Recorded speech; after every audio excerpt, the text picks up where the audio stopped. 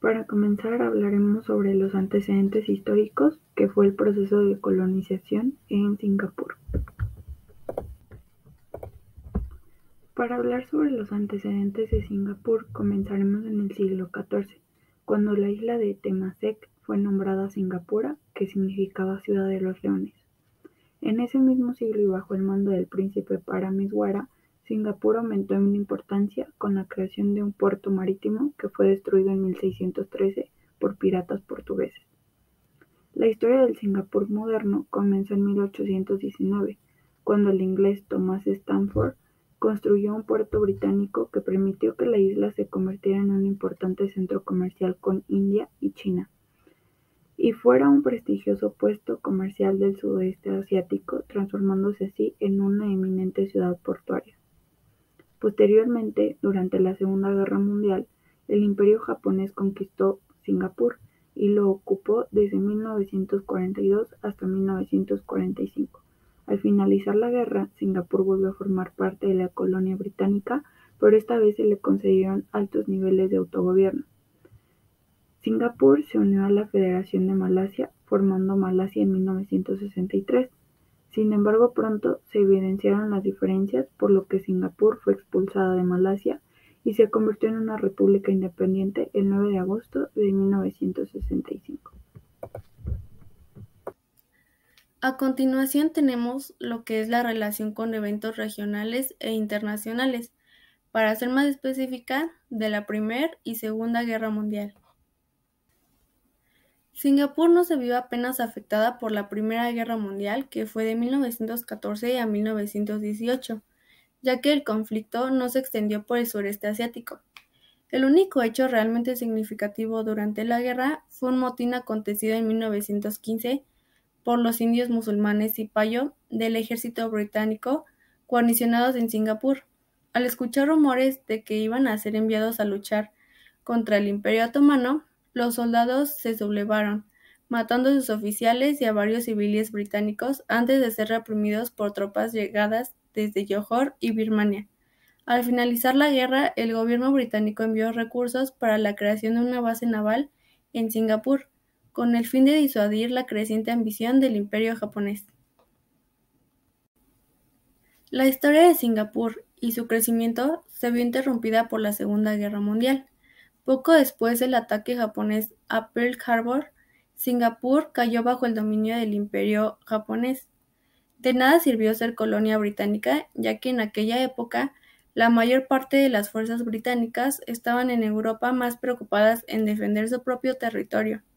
El dominio japonés duró de 1942 a 1945 y se caracterizó por la brutalidad, principalmente contra la población de descendencia china.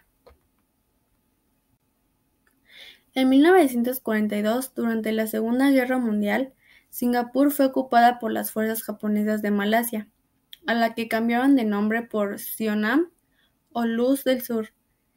3 años y medio después, el 6 de septiembre de 1945, fue recuperada por las tropas británicas.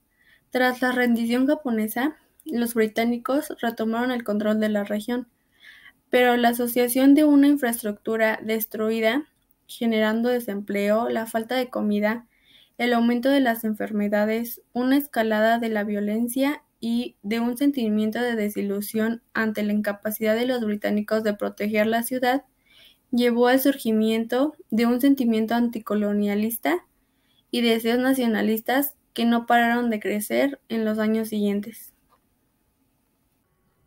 Hechos importantes durante la descolonización de Singapur.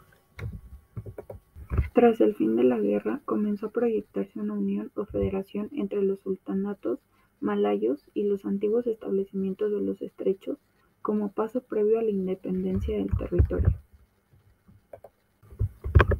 En 1949 se realizaron elecciones municipales como primer paso hacia el autogobierno de la ciudad-estado, pero la política parlamentaria comprendió solo a los ciudadanos de habla inglesa hasta la creación del Partido de Acción Popular (PAP) en 1954, que unió por primera vez a ciudadanos educados en las tradiciones británicas y chinas bajo las banderas del antiimperialismo. En 1961, el ala izquierda del PAP fundó el Frente Socialista, que se opuso al proyecto de fusión de Singapur y Malaya, controlada desde Londres. La Federación de Malasia, constituida por Singapur, la península malaya, Sarawak y Sabah, fue creada en septiembre de 1963 después de oportunas purgas de opositores. En 1965, luego de serios conflictos originados en el trato que se dispensaba a la población malaya y a otras minorías étnicas, y en medio de una lucha contra la oposición de izquierda que el gobierno englobó en una única denominación, la isla se transformó en una república independiente, integrante del Commonwealth. Fue suscrito un tratado de defensa y asistencia mutua con Malasia, y el 15 de octubre del mismo año Singapur se convirtió en miembro de las Naciones Unidas. Los primeros años de la independencia fueron de crecimiento espectacular de la economía. La isla se convirtió en un enclave exportador de productos manufacturados por empresas transnacionales y en un centro financiero internacional desde donde se manejaba la economía regional. Yo voy a hablarles acerca de un personaje clave en la descolonización y la independencia de Singapur. Este es Lee Kuan. Él nace el 16 de septiembre de 1923 en Singapur, bajo un Singapur que seguía en el dominio británico. Al crecer se convierte en un joven abogado que estudió en Cambridge y fue mayormente conocido cuando se hizo cofundador y primer secretario general del Partido Acción Popular.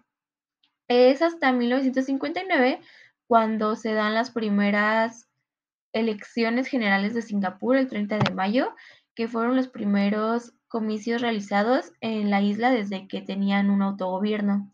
Lee obtiene la victoria con el 54% de los votos y así es como a los 42 años de edad asumió el cargo en una recién independizada Singapur. Cuando Lee seguía en el poder, en 1963, junto con Malaya, Sabah y Sarawak y Singapur, se forma oficialmente a Malasia. Con esto Singapur obtuvo un beneficio económico ya que se creó un mercado de libre común, pero 2 años después, el 9 de agosto de 1965, tras varias revueltas, se decide expulsar a Singapur de la federación. Ese mismo día, Lee se anuncia en una conferencia de prensa y dice que Singapur oficialmente es una nación soberana e independiente. Es por estar involucrado en la independencia con Malasia, que fue considerado el padre de la patria. Lee fue el primer ministro desde 1959 hasta 1990. En 1990 deja el cargo por su propia voluntad, ya que decide que tenía que darle paso a la siguiente generación de políticos, y Lee fue recordado por impulsar la economía de una nación joven hasta convertirla en un país vanguardista. También se le adjunta a él el hecho de que ahora Singapur sea un país de primer mundo, ya que se cree que él forjó las riendas para que eso pasara. Lee falleció el 23 de marzo del 2015 a sus 92 años de edad. Ahora voy a hablarles acerca del Acuerdo de Independencia de Singapur. Este fue creado en 1965 y en él se establecía que el gobierno de la Federación de Malasia, por decisión unánime, decide separar al Estado de Singapur. Esta expulsión se inicia el 9 de agosto de 1965 y días después de la proclamación del nuevo Estado. Este termina con la firma del acta el 1 de junio de 1966, donde se formalizan las relaciones entre Malasia y una nueva república de Singapur. Algunas de las consecuencias fue que durante el tiempo en el que estuvo la rendición de Japón, Singapur sufrió un estado de anomía. Se cometieron una multitud de vandalismos, saqueos y asesinatos vengativos, las cuales dejaron desprotegido a Singapur por un tiempo. La apertura del Canal de Suez en 1869 y la llegada del telégrafo y los barcos de vapor incrementaron la importancia de Singapur como centro para la expansión comercial entre el este y el oeste, y se creó un Singapur con una alta cohesión social. Dentro de otras consecuencias tenemos la corrupción y el mal gobierno se volvió algo intolerable, la excelente bahía de Singapur. La ubicación que se tenía de Singapur le permitió estar en una ruta clave de comercialización entre gigantes como China, India y el sudeste asiático. Impulsó grandes programas de empleo, la construcción de viviendas sociales, una política social que estuvo de la mano de un estricto control de la vida privada y la supresión de las libertades individuales que se tenían, y se dedicó a la producción de manufactura intensiva en mano de obra para exportar.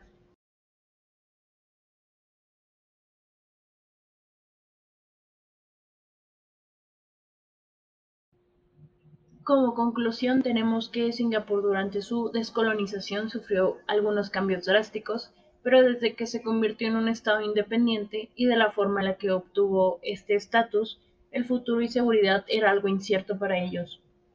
En las étnicas internas enfrentó un escenario regional, el cual fue marcado por el conflicto que había sobre la soberanía de la península de Malaya entre Malasia e Indonesia en ese entonces. Para Lin, como respuesta que tuvo a los desafíos dentro de este tiempo, residió en tres grandes principios que iban a garantizar su soberanía nacional y que su sociedad llegara a prosperar, las cuales fueron el multiculturalismo, el mercado libre y la cohesión social. Por último, tenemos que buscó la inserción internacional de su país por medio de la incorporación a las Naciones Unidas en 1965, la suscripción de un tratado de asistencia mutua con Malasia, y su participación como Estado fundador de la Asociación de Naciones del Sureste Asiático, la ANSEA, en 1967, y su adhesión en 1970 a este movimiento. Durante los primeros años de la independencia, Singapur mostró tasas aceleradas de crecimiento. Esta isla se convirtió en un importante exportador de productos manufacturados por empresas transnacionales y en un centro financiero internacional desde donde se manejaba la economía regional. Por lo que tenemos que este desarrollo que tuvo fue algo impresionante, que fue de un país de tercer mundo a ser uno de primer mundo, que sabemos que hasta el día de hoy Singapur es uno de los países que tiene una economía más estable o mayor a todos los demás países, y con Lin logró desarrollarse de una forma eh, en la que no solo fue económica, sino hizo que la sociedad se sintiera estable, y a pesar de que fue un duro momento para ellos, lograron liberarse y ser independientes y pues impulsar su país para que se volviera una incorporación importante a todas las potencias hoy en día. Esto es todo por nuestra parte y muchas gracias.